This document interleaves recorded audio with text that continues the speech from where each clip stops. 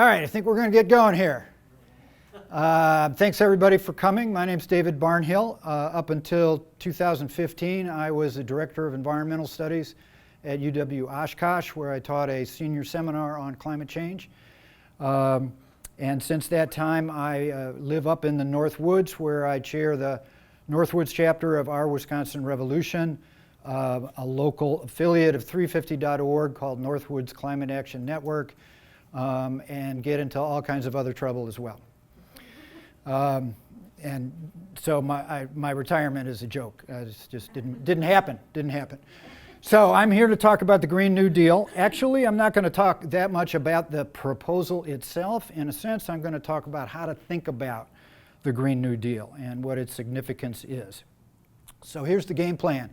I'm going to start out setting the stage, talking about the context that helps make sense of the proposal. Then I'll talk about the resolution and some of the key features of it. Then I'll talk about criticisms, and there are more than a few criticisms of various kinds. Some are really serious and some are not. We'll talk about alternative proposals, and as time goes on, there is increasingly more and more proposals coming from a wide range of political perspective. And then I will talk about, well, if this is a good thing, how do we make it happen? So a little bit of history. We already got our prehistory before we started talking. This obviously draws on FDR's New Deal that came out in the 1930s. And then in 2007, the columnist Thomas Friedman, in 2 different articles that year, proposed the idea of a Green New Deal that would be similar to FDR's but have much focus on the environment and on climate. Then there was a book by Van Jones, who is now a CNN commentator, and then that got picked up in Europe by a thing called the Global Greens Network, by the United Nations, and there was kind of a flurry of activity in the late 2000s. And then 2010 hit with the Great Recession and new political parties in power in the UK and the US, and so there wasn't much talk about it until last year. And then last year, the Sierra Club came up with its own Green New Deal. A group called Data for Progress came up with its own. And then what really kicked it off was the election of Alexandria Ocasio-Cortez, who, since I'm lazy, I will abbreviate AOC. And she made the proposal in November, started with the idea, and then the official proposal was in February.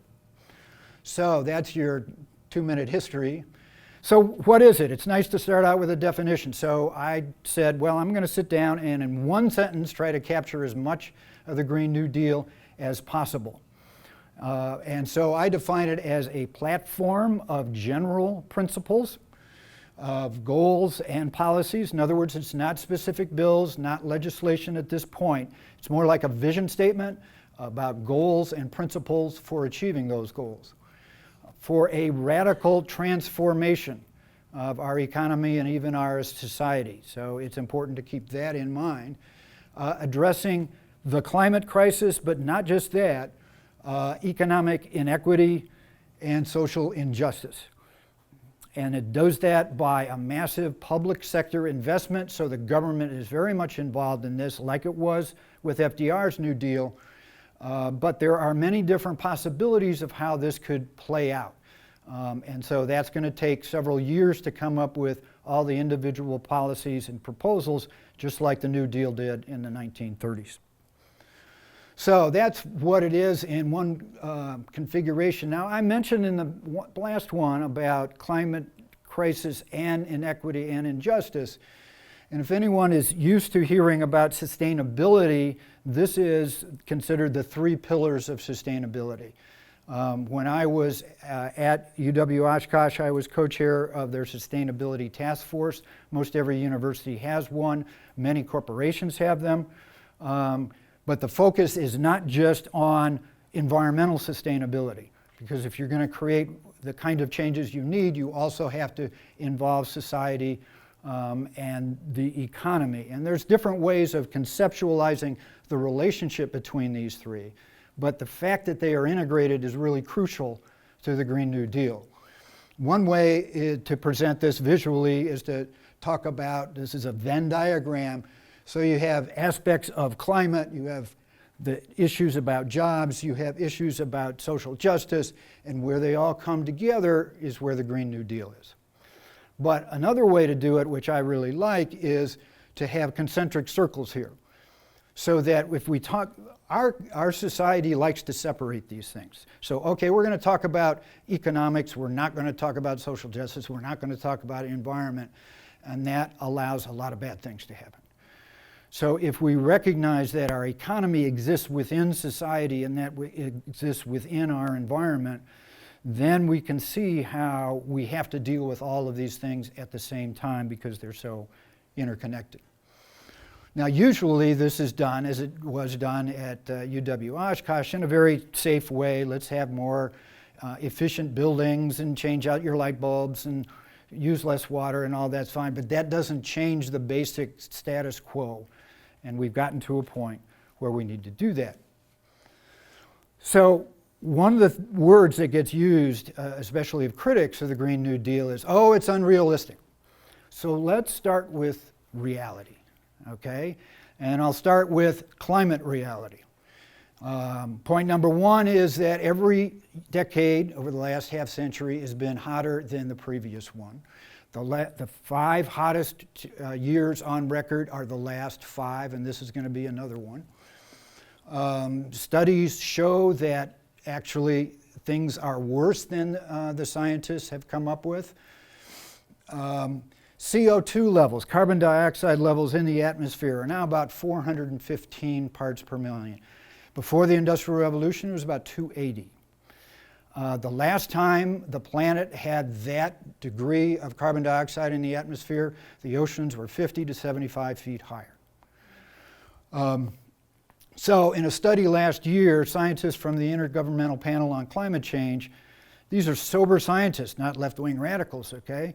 They said the only way we're going to have any certainty, any chance of avoiding a climate catastrophe is rapid, far-reaching, and unprecedented changes in all aspects of society. The time for tinkering is over. If we started 30 years ago, maybe we could have done some of that, but now we have to do more than that. Now, here's another reality about our finances, our economics, and about wealth. So here's a graph. It starts out with 1910 and goes to 2010. This is percentage of the wealth held by certain social groups, okay?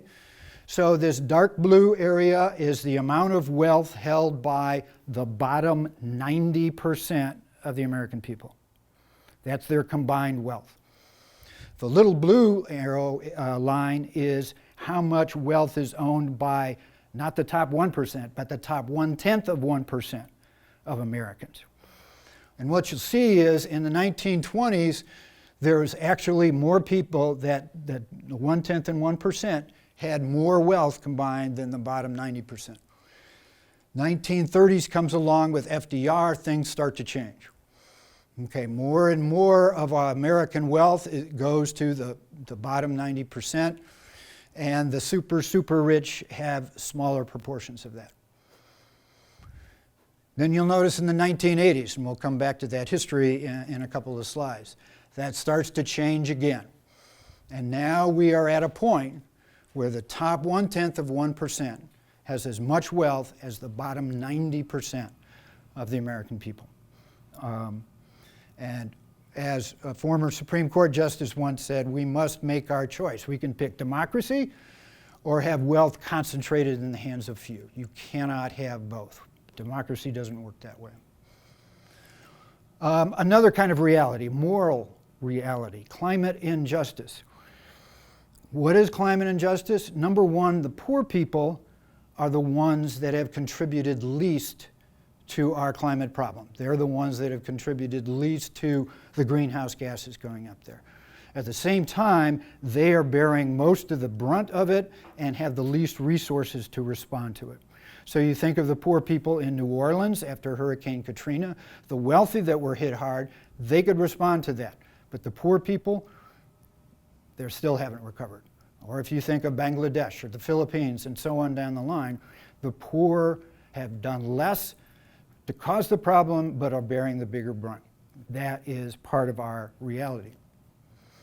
And then there's a political reality. Did anybody see the clips of Dianne Feinstein talking to these young Sunrise Movement people? Some of the young activists came to Senator Dianne Feinstein from California and said, you have to do something, you have to support the Green New Deal. And she just said very calmly, listen, I've been at this business for 30 years. I know how to get things done. Well, what has been done over the past 30 years? Hardly anything. So you have a Congress that has done very, very little, even though we've known about this for 30 years.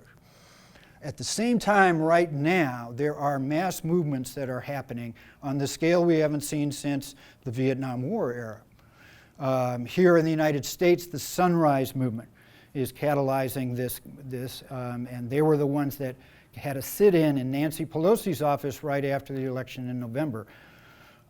Over in the UK and in Ireland, the Extinction Rebellion is doing a lot of disruption and civil disobedience to say, look, our future is at stake here, you need to do something.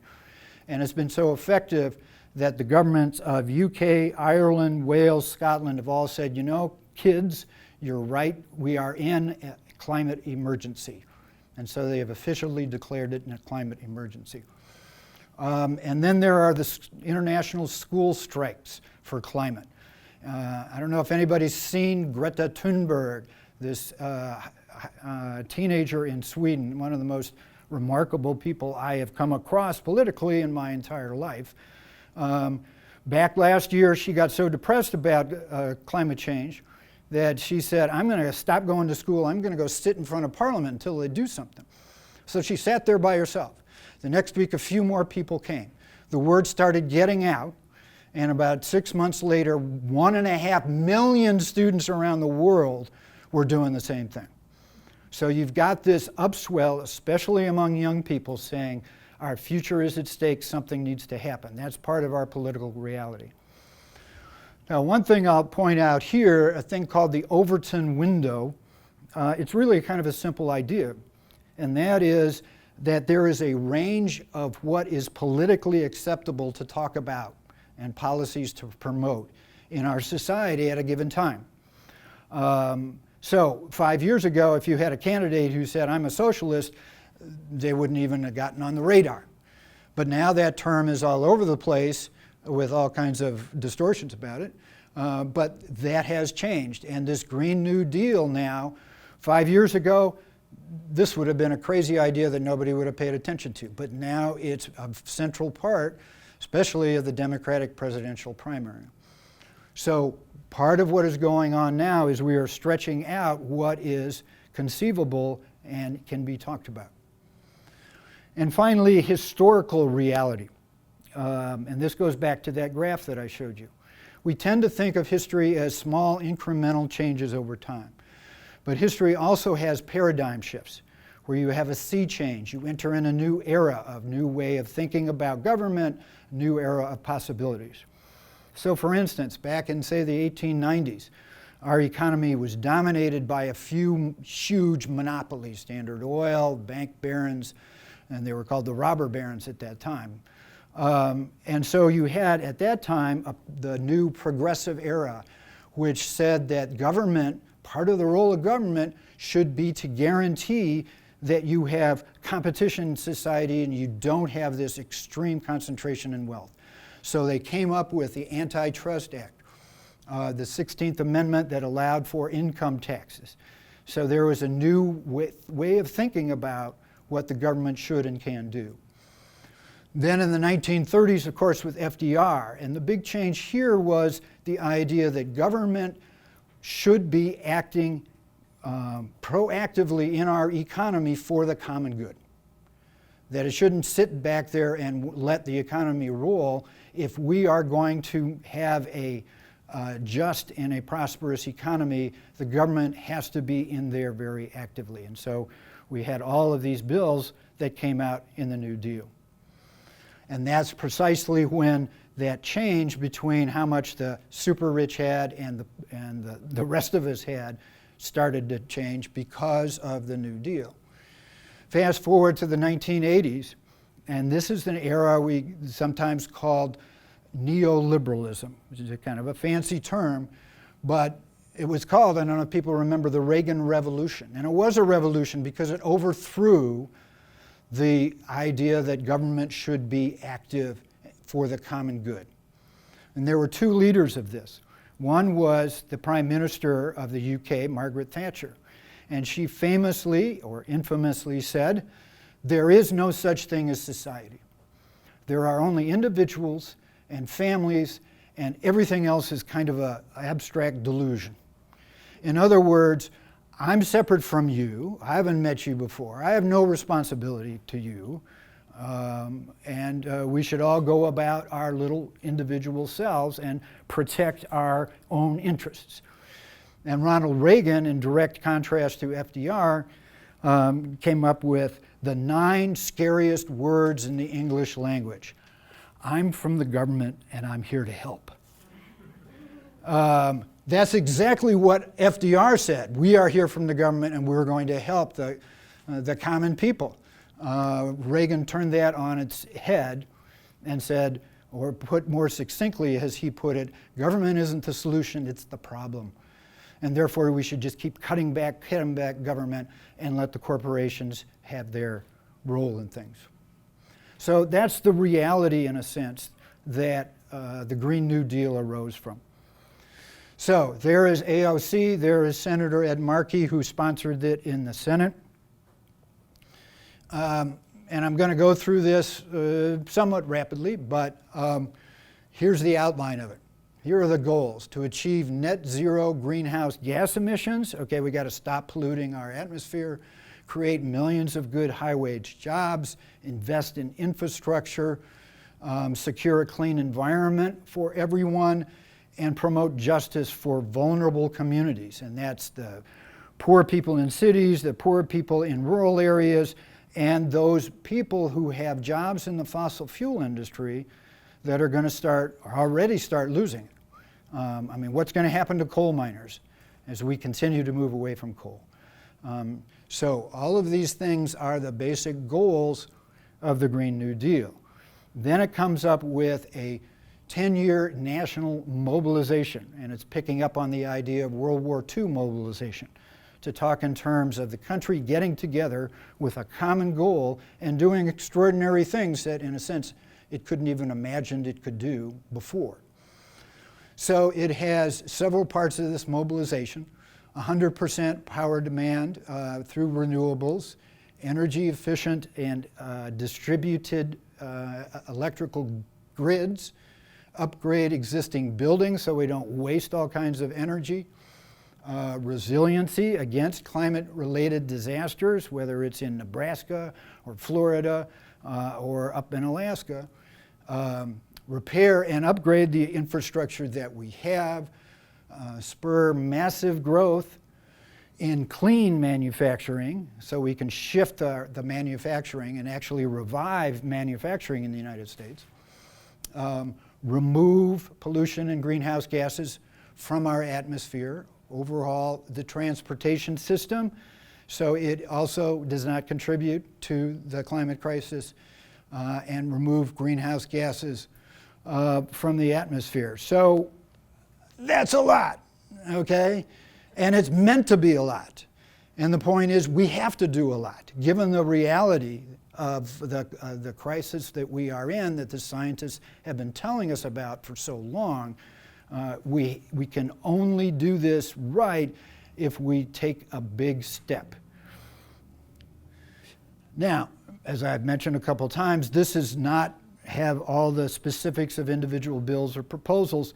There is one group called the New Consensus, and they are particularly focused on how we are going to do that mobilization. What specific bills? How do we get to 100% renewable energy? And all that. And so they expect to start rolling out individual proposals in about a year. But you have to think this through and talk to a lot of people about it. So that will be coming. Now, a couple of points, general points about these proposals. This is an enormously labor-focused proposal. Even though most people think of it as a climate proposal, it really emphasizes what they call a just transition for all communities and workers, again, including fossil fuel workers, and the creation of lots of jobs. If you want to invest in the growth industry of jobs, it's renewable energy. And the Bureau of Labor Statistics had a study about a year ago that said by far the two biggest growth industries in the United States is wind power and solar power. So why aren't we getting on that bandwagon and creating jobs? But one of the things that they emphasize here, this needs to be high quality jobs. They need to be union jobs. They have to have family sustaining wages. So this is the most pro-labor proposal, I think, since the 1930s. And the prestigious Brookings Institute made a study a couple of months ago looking at jobs in the clean energy sector, and basically was using the Green New Deal as an outline for this. And one of the points they made is that this is going to increase jobs, not for people like me with too many years in college, but particularly people coming out of high school, people coming out of tech colleges. They call it upskilling. Because if you want to have people who can build and repair wind power, who can install solar power, who can upgrade our existing buildings so they're energy efficient, those are going to be aimed at those who are poorer now, working poor, and to give them jobs to bring them more into our economy. So this is part of the just transition, is that many of the jobs are focused on in a sense, the lower level jobs, and give them higher wages and higher job security. So, in one side, there have been a number of labor unions that have endorsed this. You can just read a list here. So, some people in the labor movement have recognized that this is, but I'll point out a little later on that there's other sectors of the labor unions that are not on board, and I'll explain why then. So one part of this is that it is a labor and jobs-oriented program. It is also environmental justice program, as I mentioned before, and it will strengthen any kind of environmental justice initiatives to make sure that the poor don't get screwed even more by climate change as we make this transition. And also, it's really important to recognize this is a very positive vision. I've been talking about climate change for a long time, and I generally find myself doing doom and gloom. All right? The first time I gave this presentation, the first response I got was, wow, this is the most positive thing I've heard about climate change ever. So it's important to recognize this is looking at using this as an opportunity, this emergency as an opportunity to create a better society. Okay, so everybody loves it and everybody's on board, right?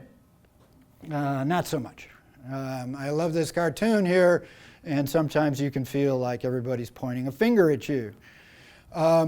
So I will kind of run through these 7, what seem to me the major criticisms of it, and give some responses to it.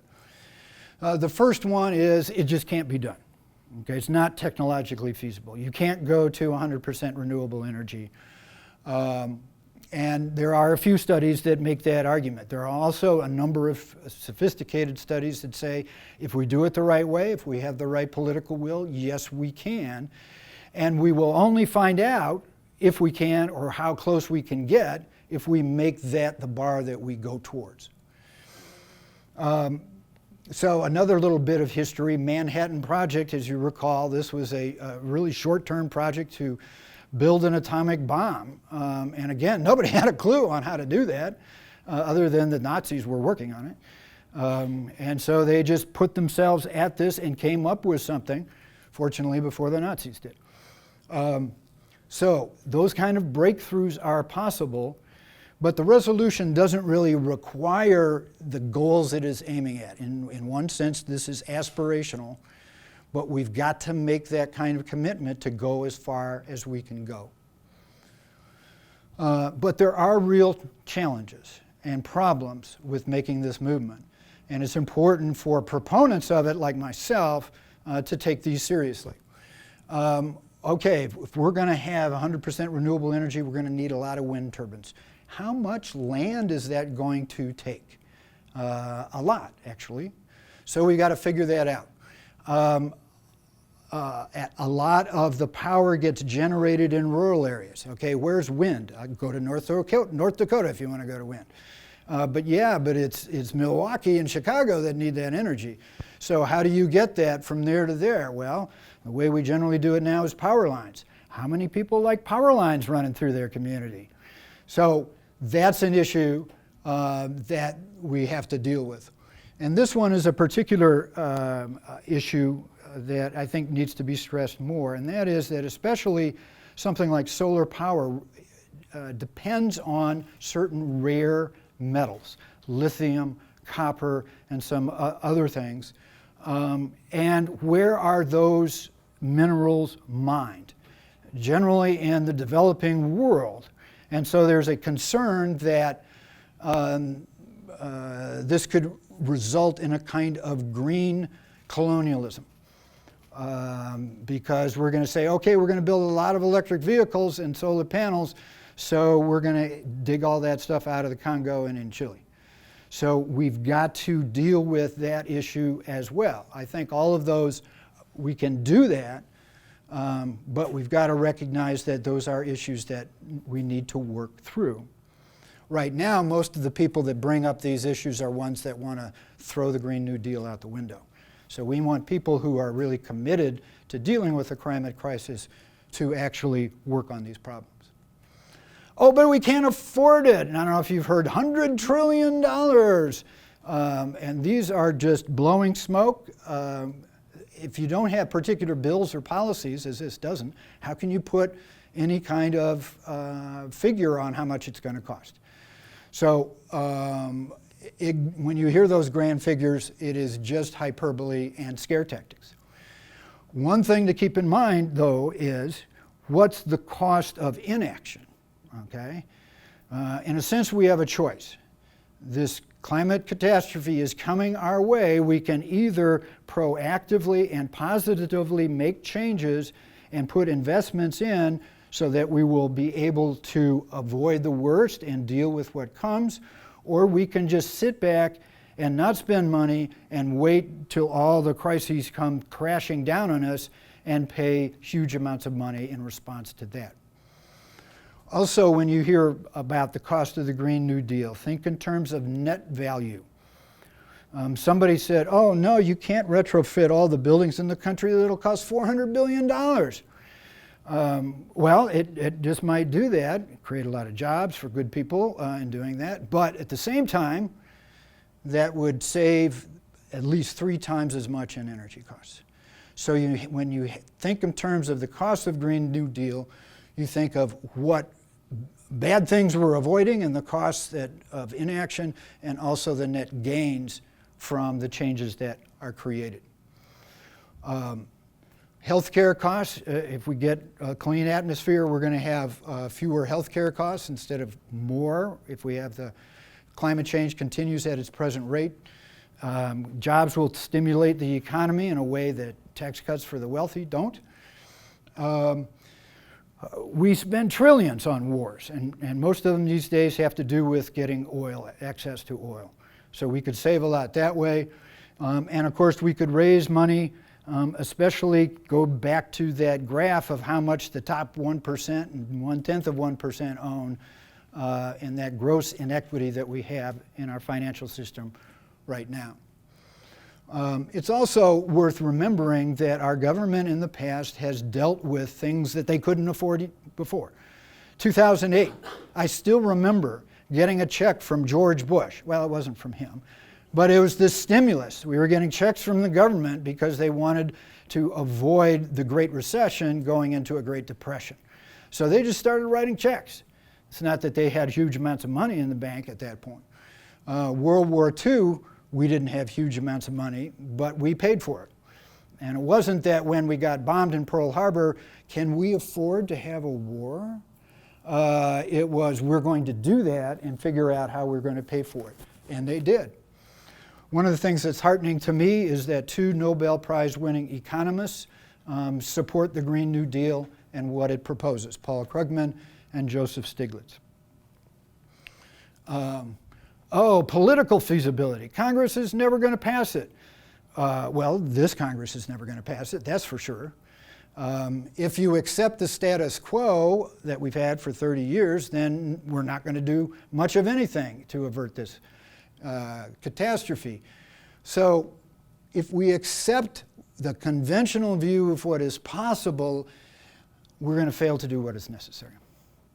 And so, like at the beginning of World War II, let's start with what is necessary and then change what is possible. When World War II started, we had 3,000 airplanes in the military.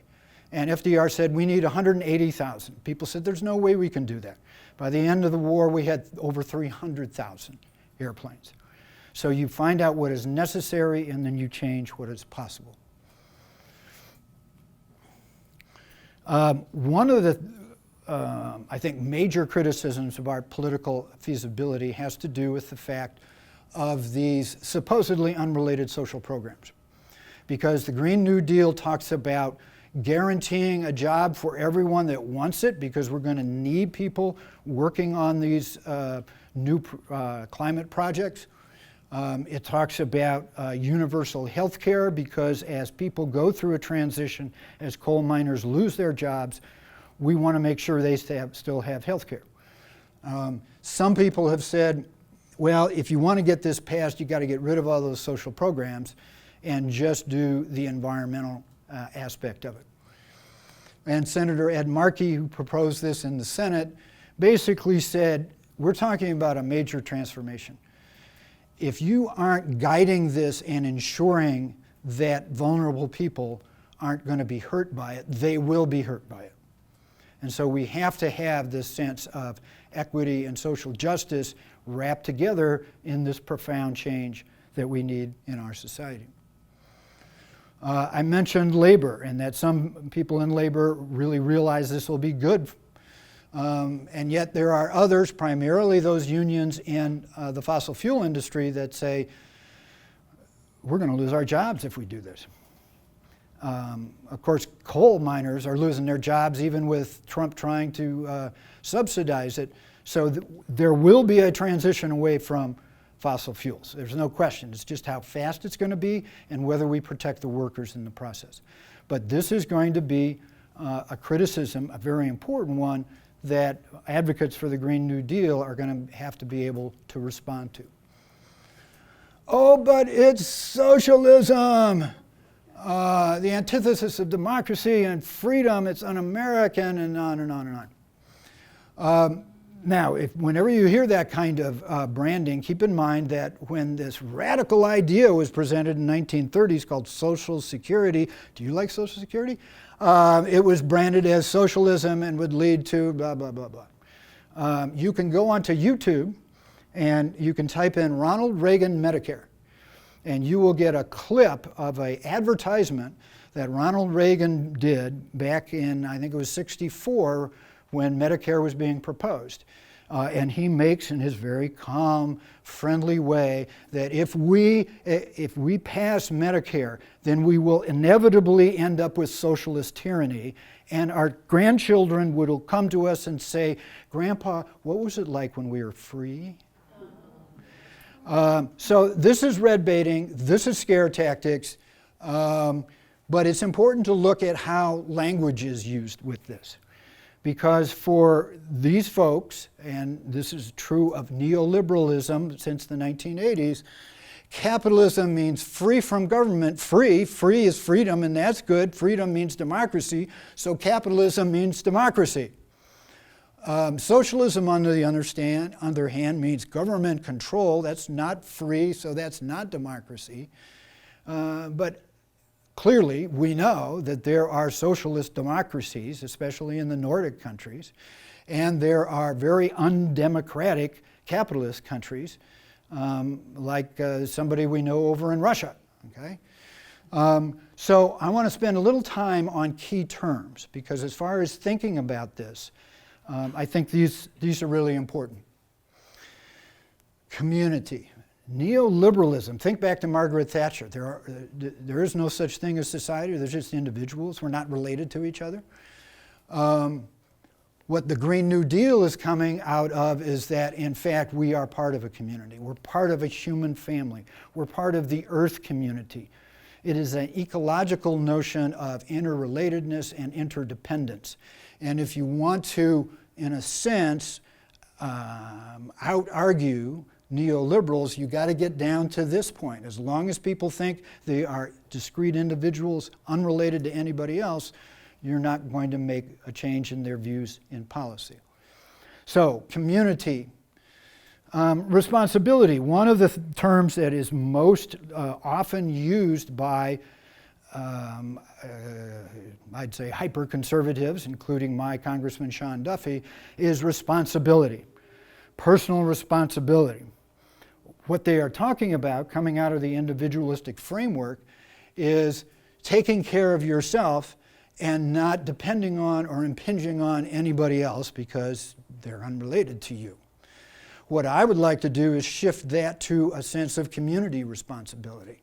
How about our responsibility to the people of New Orleans, or the people of Miami who are going to get flooded, or the farmers in Nebraska that got flooded and their corn plants aren't going in the ground this year? How about to a Bangladeshi farmer or a mother in Africa? We have a sense of responsibility, I would argue, to all of those people and into the future. Because when we talk about what things are going to be like in the year 2100, I don't think I'm going to be around at that time. And yet I feel, well, I've got a granddaughter. And when I was called by my son and said, "Dad, you're a granddad now," and I thought, "Dad, this is cool. I'm going to, let's see, how long is she? She's going to live to the year 2100. Isn't that great?" What's the earth going to be like then? So I feel a deep responsibility to my granddaughter and what kind of earth she will be inheriting. The common good. How often have you heard this in discussion? I bet you if somebody could do an analysis, that this word was used a lot in the 50s, 60s, 70s, and then starting in the 80s, you hardly ever hear this term. Because the common good depends on this notion that we're interrelated and responsible to each other.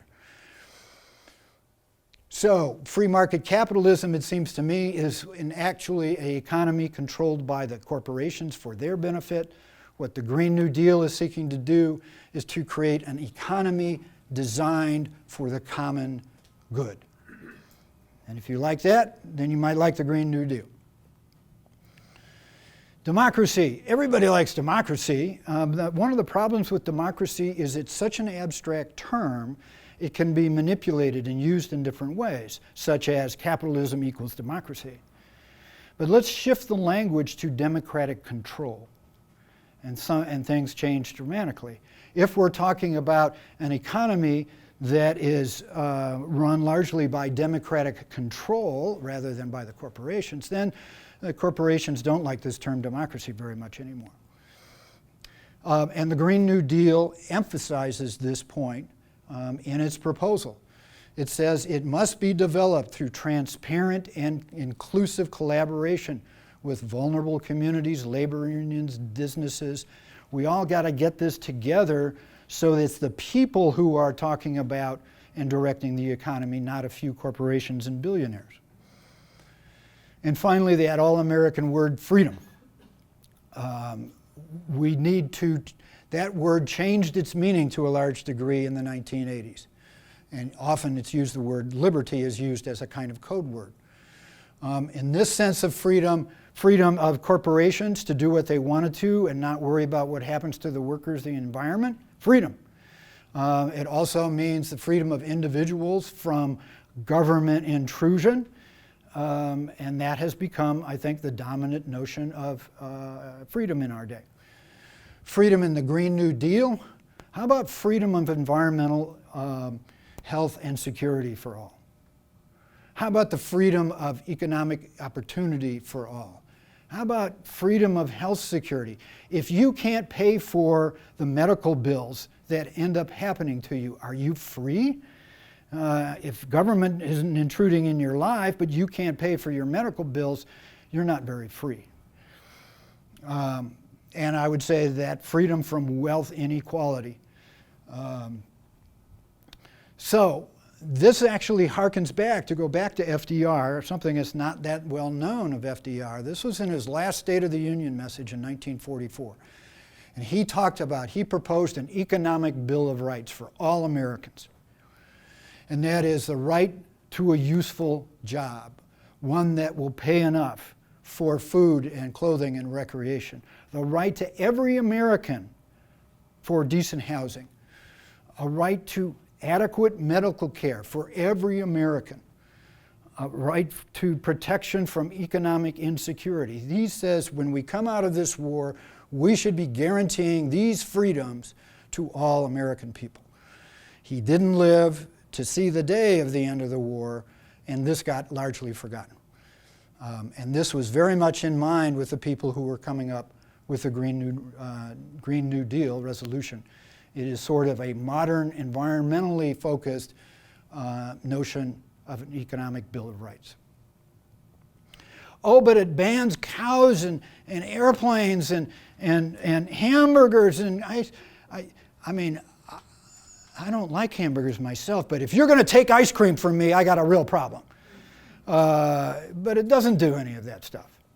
Again, this is scare tactic, this is distortions, and this is a very common and unfortunately very effective strategy that is used by certain segments of our media and our politicals. Distort a proposal and then repeat that over and over and over and over and over. They did a study of media discussions of the Green New Deal. And they found that Fox News talked about the Green New Deal 3 times as much as MSNBC and CNN combined.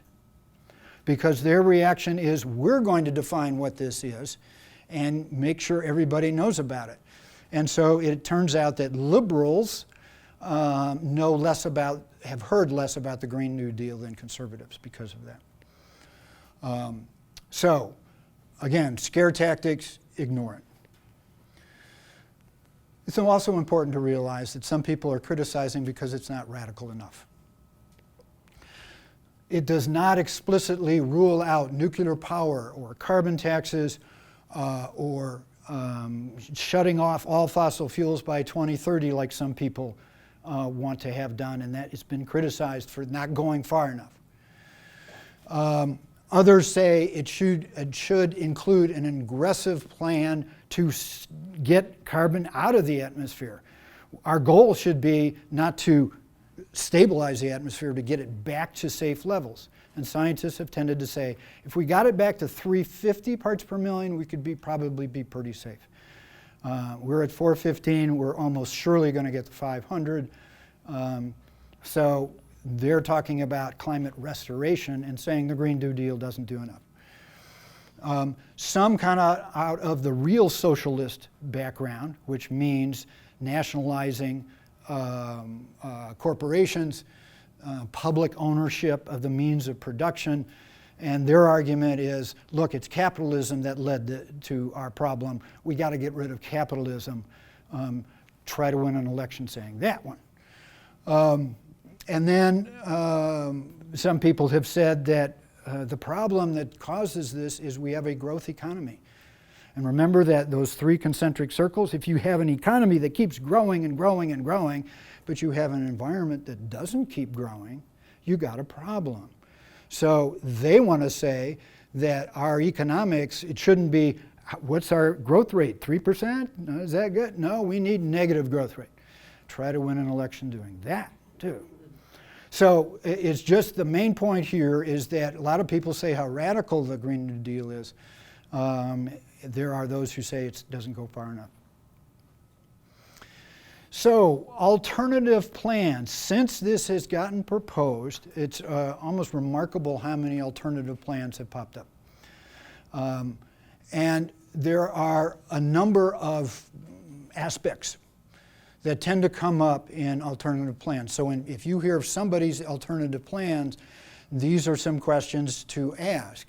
What is the role of government regulations in that plan? Are there social programs? Is there any concern for social justice? What kind of investment in research and development is there? Should we continue or expand natural gas? Some say yes, some no.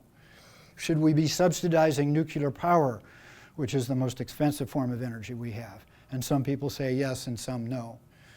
Should we put a price on carbon through a tax or cap and trade? So these are the way different plans kind of differentiate themselves in how they answer those questions. And I would ask three other questions of any kind of plan. First, is it going to do enough soon enough? Go back to the reality that we have and what the necessity that we have to face. Is it going to do enough rapidly enough? Second, is it going to safeguard people who are vulnerable in whatever plan you have? Is that considered in the plan? And third, in thinking about these plans, what are they based on? What assumptions are they based on? What goals do they have? And what theory of change, which is an important idea. And so what I'm going to do here is a list of some of the current proposals. Obviously, I can't go through all of them.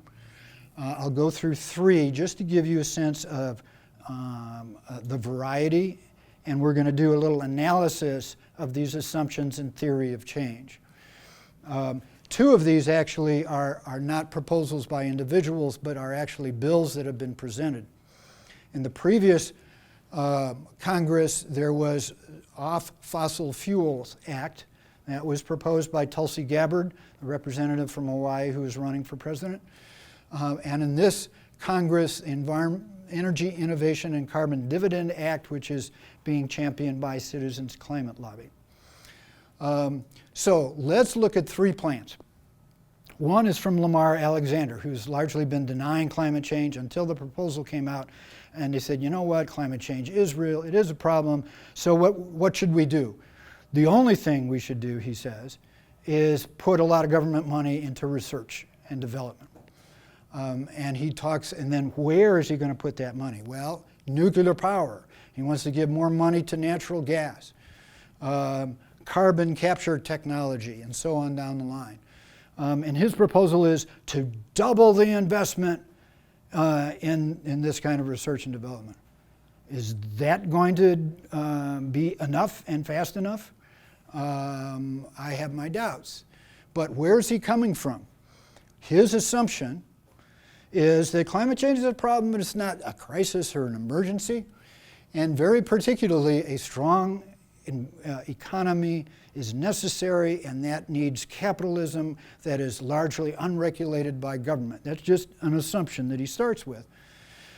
So given those assumptions, his goals are, okay, let's speed up this movement towards a clean energy economy. We know it's coming. But maintain a largely unregulated form of capitalism as we're doing it, and maintain the current political system that we have, the kind of status quo that's going on in Congress. And so his theory of change, how do you create change? Work within the political and economic status quo, avoid regulations. Putting a price on carbon is going to make things more expensive. We don't want to do that. But government should assist capitalism and the corporations in making their movement. And that is his plan and why he thinks his plan, and that's the basic way he thinks it's going to get done. And my question goes back to, is this going to do enough fast enough? Much more interesting is this proposal. How many people here have heard of carbon fee and dividend or a carbon tax? Oh, most of you. Okay, so I can be real quick about this. Okay, so carbon fee. You charge fossil fuel companies a certain fee depending on how much fossil fuels they're digging out of the ground or however they are getting it. The money you get from that, you send back to the American people. Remember those checks? The proposal here is that you would get quarterly checks from the government, so the government does not keep the money. A problem, a concern for this kind of movement is leakage, as they call it, which means that, well, if you make, this will make fossil fuels, coal, oil, gas more expensive in this country. So we're going to end up just importing cheaper versions from other countries, like Australia, that's building this huge coal mine. And you solve that problem very easily, in a sense. It's border allocation. You just charge them the fee as they are importing it, and make it a level playing field for those who are producing the energy here or those who are producing it abroad. And then here's in a sense, the trade-off. To try to get conservatives and corporations on board, they say, look, if we put this fee on your production of fossil fuels, we will remove the regulations that we have on power plants and such like that. So it is moving to what's called a market-based approach rather than government regulation. One of the keys of this carbon fee, as most of you know, is that it increases every year in a predictable way. Corporations don't like taxes, but they really hate uncertainty. So if they know what the price of carbon will be in 5 years and 10 years, then they can change the kinds of decisions they make on investments and so on. So that's the trade-off. But in certain factors, like gas mileage, isn't going to be really covered very much. So you can continue to have auto mileage standards and other things. But the main point here is you're making fossil fuels more expensive. But I'll get to part of this. The assumptions here is they totally believe we're in a crisis. But they focus on it. The problem is a market failure, which means the price of something doesn't reflect the real cost of that. The costs are being externalized. So if you're a factory that is creating energy and you're sitting by this river and your production is creating toxic waste of one kind or another, you can spend a lot of money treating it in a proper and safe way, or you can dump it in the river and save a lot of money, and your price will be cheaper and you'll be able to sell more. That's externalizing the cost. Because if you dump it in the river, then the government has to come in and use taxpayer money to clean it up. The people like you and me are going to have to pay higher health costs. And so there are all kinds of costs that happen as a result of them trying to save money. So that is externalization of costs that causes a market failure. So the point of the fee is to incorporate those costs into the price of fossil fuels, and that again will level the playing field. And if you keep those costs in there with the production, then already renewable energy is cheaper than even coal in many places of this country. It's just going to make for a much more rapid change to clean energy. So the goal is to transition to clean energy as fast as possible. There is a strong social justice component to this, because if you just raise the price of fossil fuels, I'll feel a bit of a pinch on that. But people who are struggling to get by are really going to be hurt if their heating bills go up and their gasoline bills go up and so on down the line. But if they're getting the dividend, then that problem of injustice is avoided. So what you end up doing is you try to solve this problem with the framework of what we might call a corrected capitalism. And so here's the theory of change. And it is working within the political status quo. It's not trying to change that. It's not even trying to work towards getting somebody unelected and somebody else elected. Because the argument goes that the only way that we're going to get substantive and enduring changes politically is if we get conservatives on board. So we need a policy that will appeal to conservatives. Also, we need to focus just on climate. Because if we start throwing in grand social programs like a guaranteed job or universal health care, that will make it more difficult to get a bill passed. So this theory of change says you want to separate those things. And so in order to accomplish this, one of the things you need to do is develop good relations with conservatives. And so there is a good friend of mine in Wausau. Every month, he's part of Citizens Climate Lobby. Every month he goes to the local office of our representative, Sean Duffy, with cookies. So they really like to see him, but then when he comes there, he starts talking about reminding them about this proposal and why we need to go that route and so on down the line. So the theory of change is to try to convert the conservatives in part by building trust, in part by lobbying. And so the Citizens Climate Lobby, every month they send letters, month after month, year after year. Once a year, they send over 1,000 people to Washington to directly lobby with people. So the idea here is that if you do this lobbying, you will start convincing conservatives, because it is a market-based approach that doesn't grow government. Government just takes the money and sends it back to the people. So their assumptions are, we've got this, now we move to the Green New Deal and its assumptions, and like Citizens Climate Lobby, we are in a crisis. But it insists on the interconnection of climate and jobs and justice. It focuses on the fact that we have this obscene inequality in wealth in our country we haven't seen in almost 100 years. It focuses on there is climate injustice increasing around the world. And very importantly, we live in a political system that isn't really a democracy, that it is largely controlled by the super rich. And the individual, and especially with things like gerrymandering, which I'll mention a little later, politicians don't need to listen to their constituents because they know they're going to get reelected anyway. So the goals, I've already talked about the goals of a rapid transition and good jobs, and particularly here, a new era of government. Actively directing the economy for the common good. Just the way, kind of conception of government as FDR had in the 30s.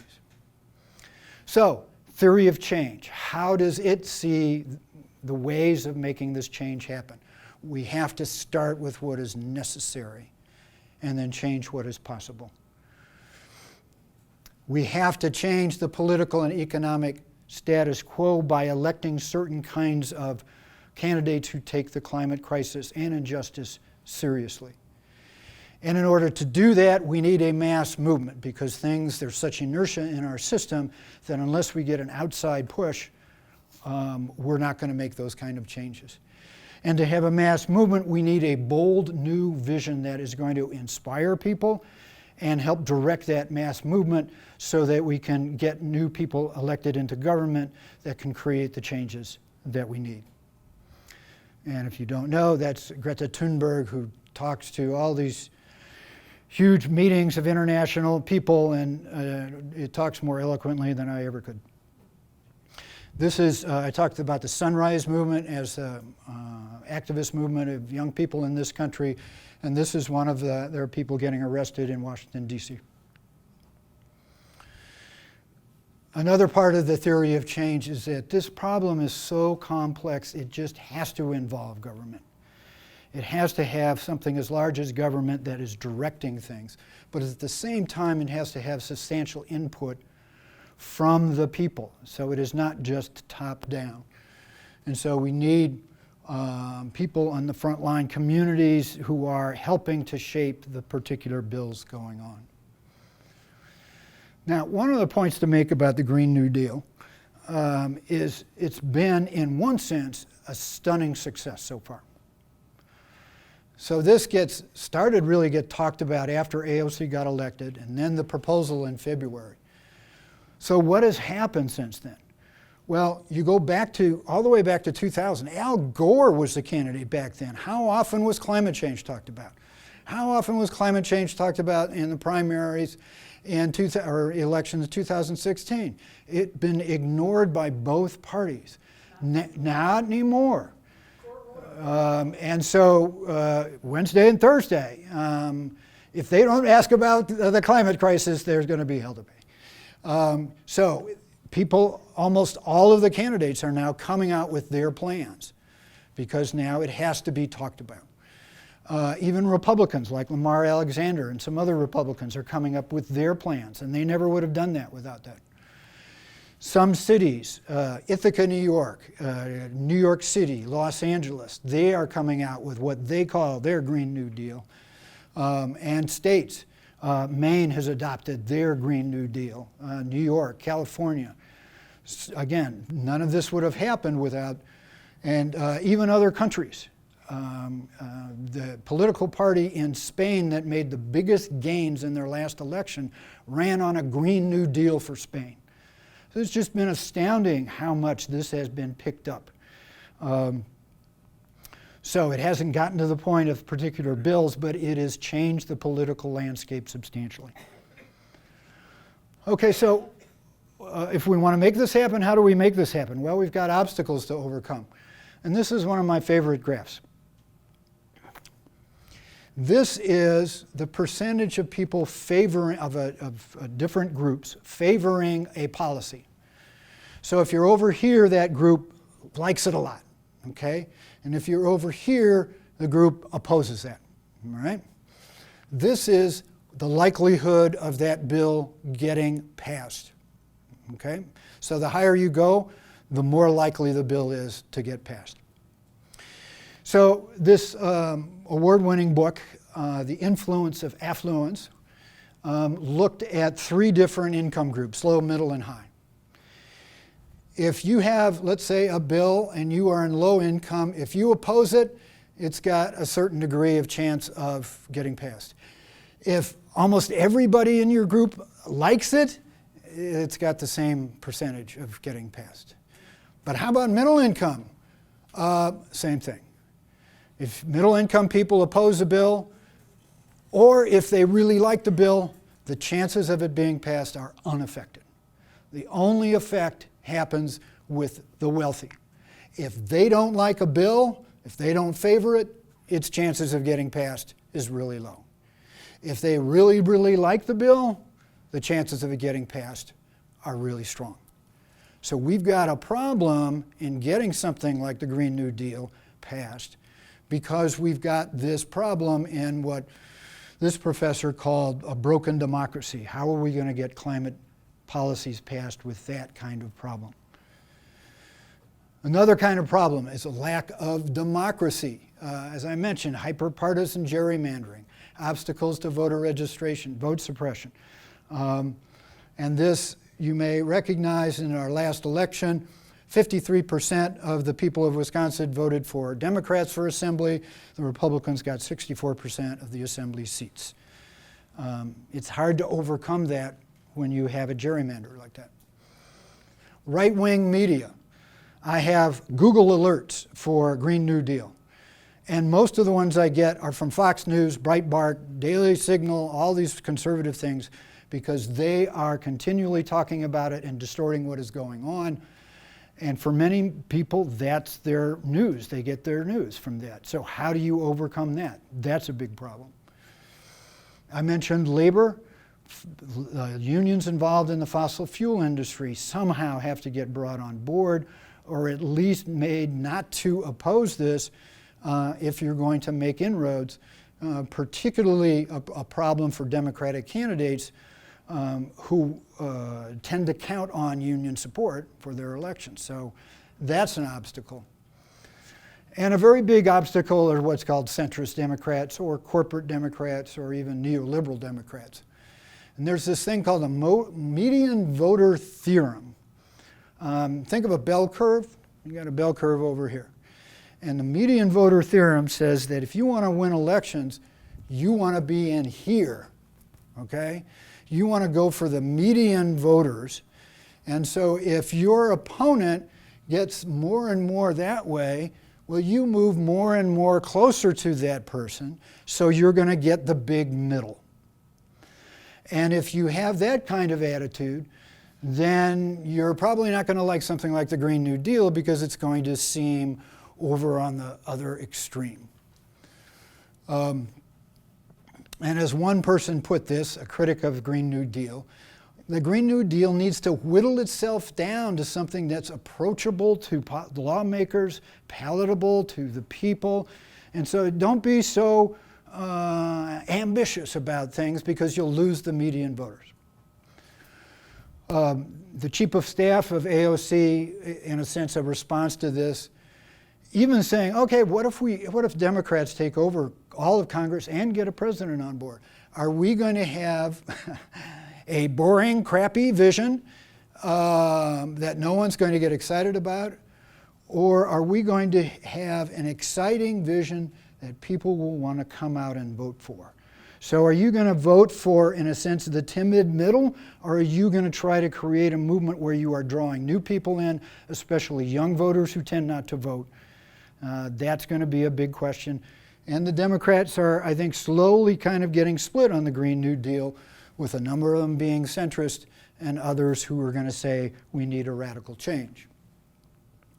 So if we're going to create this, what is required, as I mentioned, a mass movement? Because the status quo, even the establishment in the Democratic Party, is not going to change unless they see this kind of pressure from the outside. And this is Ed Markey, who's an insider in Congress, and he's saying we need this mass movement coming around. We also need a real democracy. So one of the things I'm doing right now up in my neck of the woods is working on a ballot referendum for fair maps and for overturning Citizens United. We need, if you want climate legislation, as this one professor said a few slides back, we need a better democracy. So, last slide. What can we do? Well, one thing is you need to keep learning about the Green New Deal. It's very complex. There's lots of information coming out. I've created a Facebook page called Green New Deal in the News, where I post some of the more important articles that come out, including critiques of the Green New Deal, which I posted this morning. I also have links there. I'm obsessive, okay? So I follow all these articles, and then I have a list of articles, and then I give key points of each of the articles, and I have those up publicly accessible online if you want to see what the articles, a lot of the articles are saying about the Green New Deal. Support these mass movements. The Sunrise movement needs your support if it's going to do the kind of things that it's going to do. 350.org has been another one at the forefront of this. It's an international organization working on climate change. Participate in groups. If you have a local group, whether it's Citizens Climate Lobby or it's Our Wisconsin Revolution or it's something else, but there are groups that are working towards making big change. Tell others about it and support candidates who are really going to adopt the policies that will respond to the scale of the problem. So that's my song and dance, and I thank you for your attention. I know this was a long gig, but I'd like to see what your comments are and your questions. So thanks for being a good audience.